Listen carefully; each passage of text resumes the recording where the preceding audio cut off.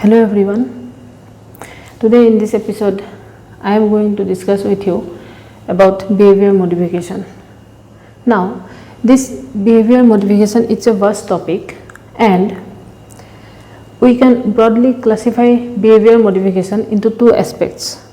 One is decreasing problem behavior, the other is increasing desirable behavior. That is, if we talk about decreasing the problem behavior or undesirable behavior in a particular child, that also comes under the periphery of behavior modification. And if we talk about increasing desirable behavior in one particular person or child, that also comes within behavior modification. So step by step I am going to discuss with you both of these.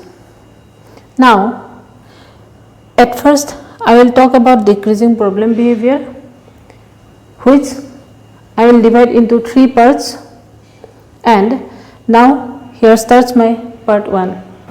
There are 4 techniques of behavior modification. Those are restructuring the environment, number 1, number 2 extinction, number 3 punishment, and number 4 is differential reinforcement. So in this episode I am going to discuss in detail about restructuring the environment and extinction techniques.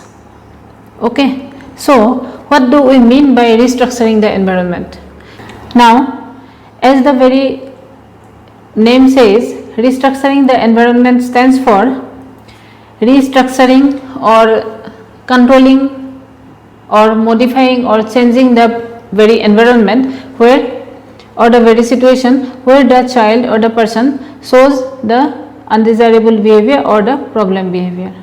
Okay, it is generally applicable to this type of behavior problems, that is problem behaviors, like sometimes we notice that the child behavior problem is very much confined to some or very much specific to some particular situation.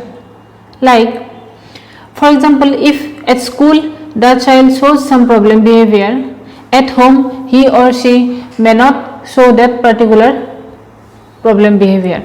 That thing we will come to know from his or her parents. Okay, in that case we need to analyze the situation of the school, that is the environment of the school, like what are the stimulations that the child gets from that particular environment in order to show that problem behavior. That is one thing.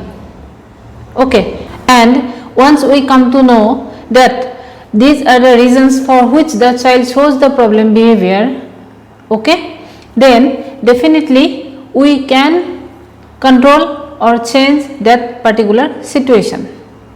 Okay, that is called restructuring the environment. I am describing with one small example. Like for example, a child keeps on talking to his peers in the class when the teacher asks him or her to write something, for example, then we may restructure that environment. We can in fact restructure that environment. What can we do in that situation? Like we can change the seat of the child. Like we can ask him to get up from that particular seat and make him to sit in some other place inside that classroom, of course, but his seat may be changed. Okay, that way he or she will stop talking. And if that situation also, if we see that that child is still talking to his benchmates, okay, who are sitting near him or her, then what can we do? We can just change his seat and ask him to come near the teacher and sit there and write in one bench or one chair. Okay, we can make him or her sit near the teacher and write there. That way what we did actually we changed the particular environment of the child where the child no more gets that particular stimulation, that particular stimulating environment that he can talk to his or her peers. That is called restructuring of the environment. Okay, again number 2, second technique is called extinction. What is done in extinction? Extinction is such a technique where we don't give the reinforcement to the child immediately after a particular activity. Now, for example, that reinforcement may be negative reinforcement or even positive reinforcement, whatever it is, but we don't reinforce the child immediately after the particular behavior.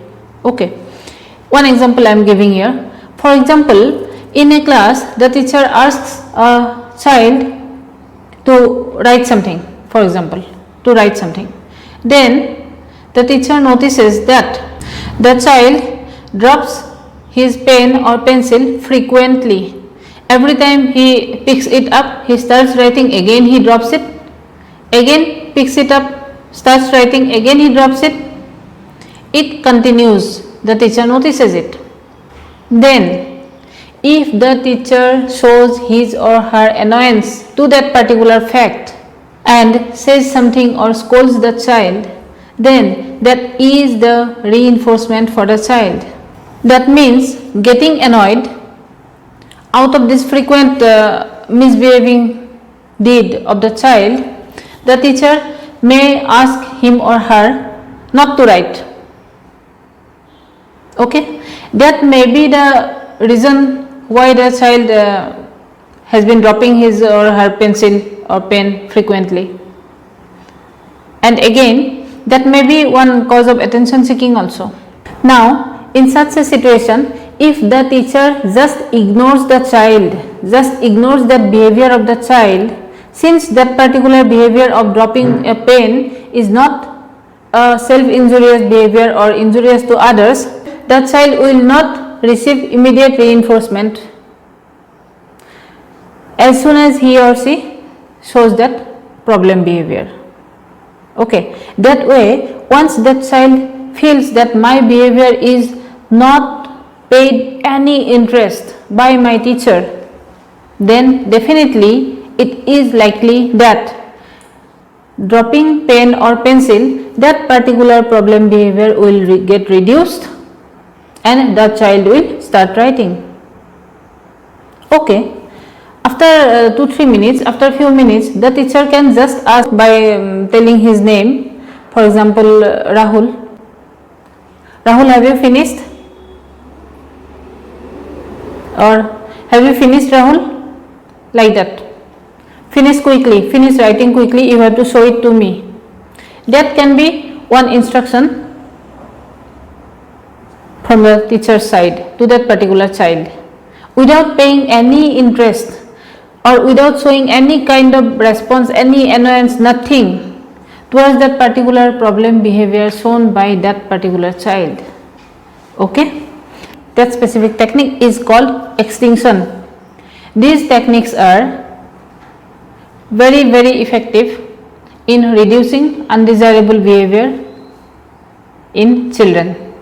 Then this is all about these two techniques, restructuring the environment and extinction technique. In my next video, I will be back with the other two techniques. Till then, bye. Hope to see you soon.